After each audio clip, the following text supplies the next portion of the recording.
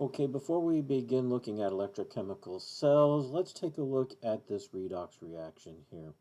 If you have an aqueous solution of copper 2 plus ions, if you have solid zinc around, those two will react and you will form copper solid plus aqueous zinc.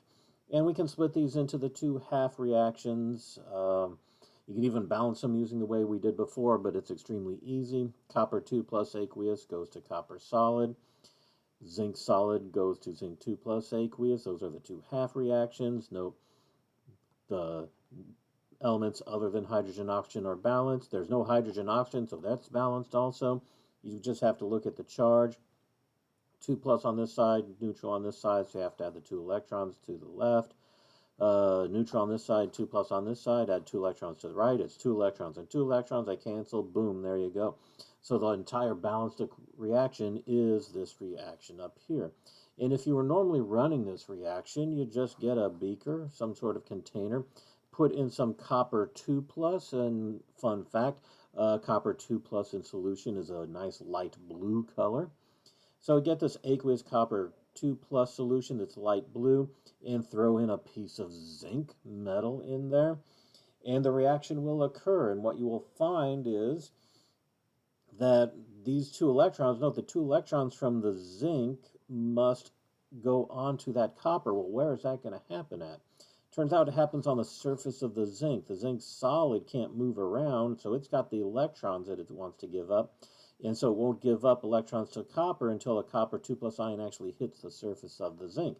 Then the 2 electrons can go onto that copper. And so what you'll find as this reaction goes is, since copper is a light blue color, copper 2 plus in solution, the solution is going to get weaker and weaker in terms of its color. The blue color is going to get less and less intense. And you're going to find copper solid is going to grow on this piece of zinc right here. And that's how this reaction occurs if you run it together. And this is how you normally would run it. But then someone got the idea and said, is it possible to actually separate the two half reactions?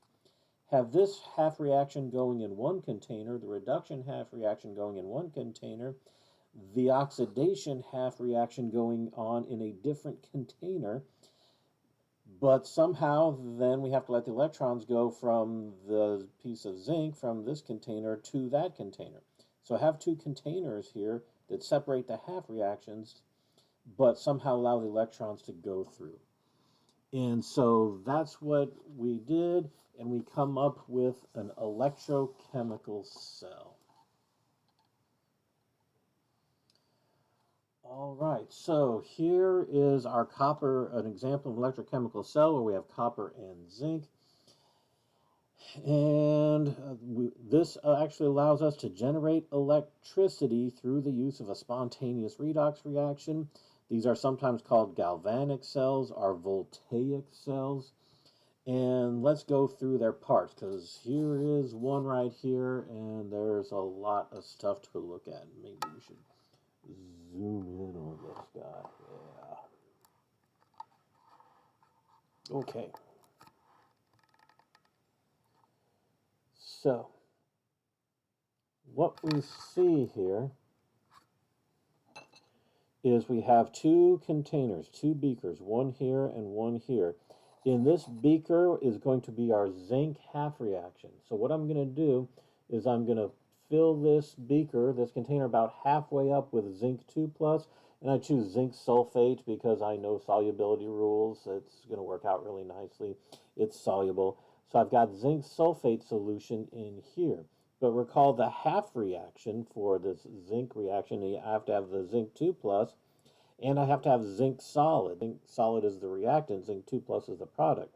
So if I want that half reaction, I have to have the aqueous zinc 2 plus, and I just put in a bar of zinc. This is just a piece of metal zinc metal, dipped into my zinc 2 plus solution. So there's my half reaction of zinc 2 plus aqueous in here, and a piece of solid zinc right there. And if I have this situation and set it up at this point, nothing's going to happen. Well, let's set up our copper solution here.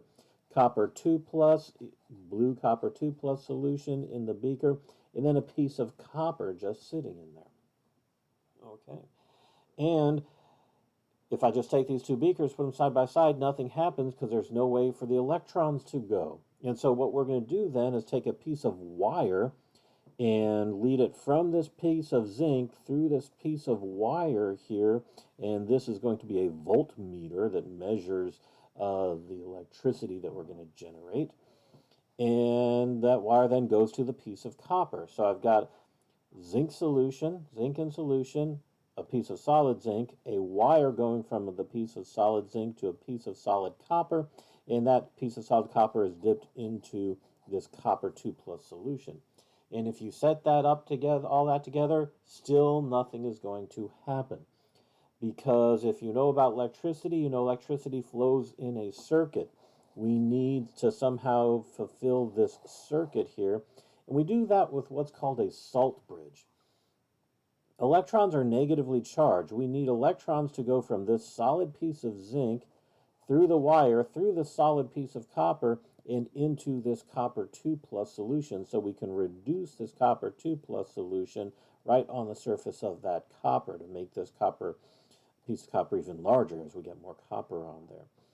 And so the electron, the negative charge is flowing in this direction. It turns out we need a negative charge to continue to flow through this direction. Now, we don't want our electrons flowing into here. We don't want electrons flowing into the solution here. This is where the electrons are coming from. But if we take a piece of glass, is one way, just a glass tube filled with special absorbent beads or something like that, you could use a piece of filter paper, just a piece of filter paper draped in between these two solutions. As long as that filter paper or that piece of glass tubing that's packed with an absorbing resin has ions on it, potassium ions and chloride ions. You could use sodium chloride, just regular table salt. And what we find as soon as we put in that salt bridge, once we have everything else connected, as soon as we put in that salt bridge that allows negative ions to flow, we start reading a voltage. We start reading electricity moving through this circuit here. And so if we trace the negative charge, note the electrons are on this piece of zinc. They go through the wire to this cathode. The reduction here, because recall with our half reactions that the copper 2 plus becomes copper solid, it gains 2 electrons. This is reduction. Reduction happens at what we call the cathode. Oxidation happens at the anode. So this whole cell right here, this half cell right here, this whole piece is the anode. This whole piece is the cathode. And the electrons go from that solid piece of zinc to here. The copper 2 plus is going to be attracted to this negatively charged plate. It has negatively charged because the electrons are flowing in there. So this has negative charge, which means copper 2 plus. Positive charge is attracted. Sulfate is repelled, so the sulfate's going to flow this way to the left. And then it's going to make this the negative charge here because all these sulfates are congregating down here, which means the potassium is going to be attracted to those negative sulfates. The chloride is going to go the opposite direction. It's going to be attracted to this zinc positive here. And so we can see electrons moving in the circuit this way, and then negative charged ions moving this way. But we have negative charge moving in this circuit. Electrons this way, negative ions this way. Okay, and that is our voltaic cell. Interesting thing, a salt bridge just needs anything that will allow ions to flow through but not packing material. A piece of filter paper works well because you can soak it in KCl, and as long as it's soaked and still wet, then the ions can flow. Interestingly, another example of a salt bridge is a human body, because you are full of ions, and your skin is a semi-permeable membrane that will let ions through when you sweat, but will not allow the other stuff through, like proteins and whatnot. And so one way you could create a salt bridge, don't do it, don't you do it, but one way to create a salt bridge is just stick one finger in this beaker and one finger in that beaker, on different hands even. Stick 2 fingers in there, one in this, one in there, and you are now the salt bridge. And I've actually done it in a class with a reaction that wasn't, this isn't the best reaction to do it in. It won't hurt. You have to be careful. I once did a safer reaction with students, and I had 10 students all holding hands. One student dipped their finger in this solution, then there's 10 students in a circle, and then the last one dipped their finger in this solution. And as soon as that finger went in this solution, we've completed it, because humans just were salt bridges, and as soon as that finger went in there, the voltmeter started showing electricity going through the wire.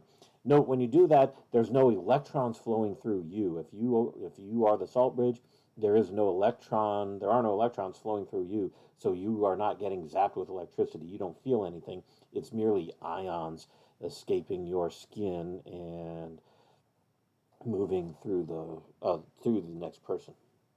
So you don't get electrocuted. Good.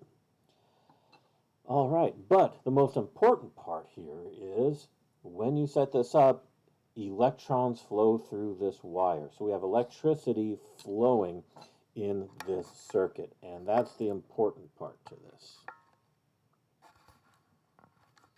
So let's get back up to a more reasonable viewing height here.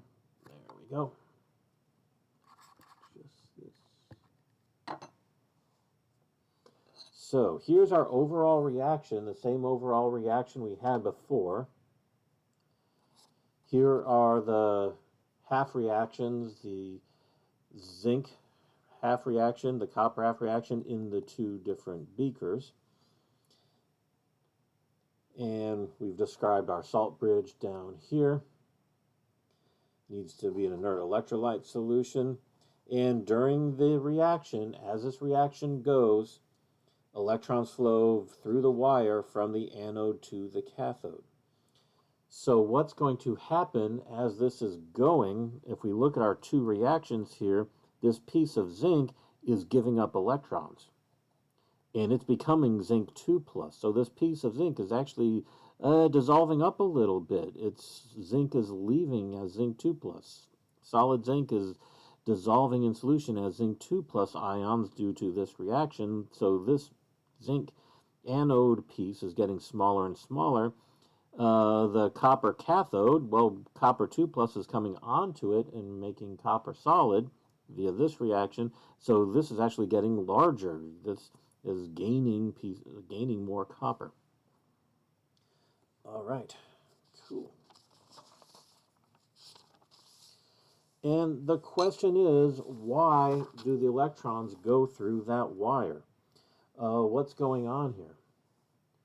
Well, the electrons are flowing through there because one thing, if you look at delta G, and you're going to love this, we'll get through some delta G calculations later, but it's a spontaneous reaction, and it is spontaneous because the electrons are at lower energy when they're on copper than they are in the zinc. If you have zinc solid and copper solid, the electrons would rather be on the copper solid than the zinc solid, so that's where they're flowing to. That is a difference in electrical potential energy between those two electrodes, just like water going down a waterfall. And we record this potential difference with our voltmeter, and that gives us our cell voltage. The cell voltage is the energy difference, the potential energy difference between the electrons being on that piece of zinc versus the electrons being on solid copper when those two electrodes are put together. Note, you can only calculate a cell voltage when you have both the anode, the oxidation reaction, hooked up to a cathode, to the reduction reaction. If I just took one piece of that, just the beaker with zinc, I can't measure any voltage because I need to complete the circuit. You need to have the complete reaction.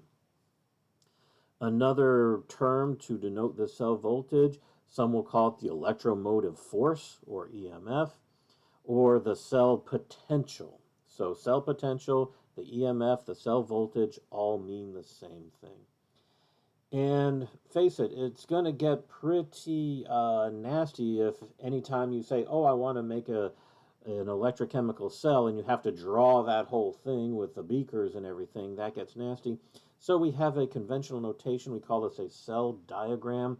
So we can just draw this instead of the whole cell. We start at the anode, and we have the solid first, the zinc solid, with a line being a phase boundary because this is solid and this is in solution. So we have zinc solid, the phase boundary is zinc 2 plus, and so because we're looking at standard conditions, 1 molar solution. And then if we look at our cell again real quickly, recall if we have the zinc solid and then the next thing we put was the zinc 2 plus, the next thing after that, note we're going the opposite way here. That means then we're going through the salt bridge. And what's on the other side of the salt bridge? It's the copper 2 plus solution, and finally the copper piece of copper solid here. So when we do our cell diagram, we actually are going the opposite way that the electrons are flowing. Electrons are flowing this way, negative charge is flowing in this one clockwise, positive charge is flowing counterclockwise, and when we diagram our cell, we go in the direction of positive charge flowing. And part of the reason of this is because good old Benjamin Franklin, when he was studying electricity, back in that day, they thought that electricity was positive charge flowing. They didn't realize about electrons. So they didn't realize electricity was really negative electrons flowing. They thought it was positive charge. And so electric current is still measured as the direction of positive charge flowing, the exact opposite movement of the electrons. But that's why we do it. We're going to go through the positive charge, the solid zinc to zinc 2 plus, through the salt bridge to the copper 2 plus, finally to the copper solid. And that's what we have in this phase diagram, the cell diagram here. Solid zinc, one line is our phase boundary going from solid to aqueous. 2 lines represent our salt bridge. Then we go to the solution, the copper 2 plus 1 molar solution if we're under standard conditions. Another phase boundary to copper solid. And that's just how it is always written. Okay, and we will continue on in the next video with standard electrode potentials.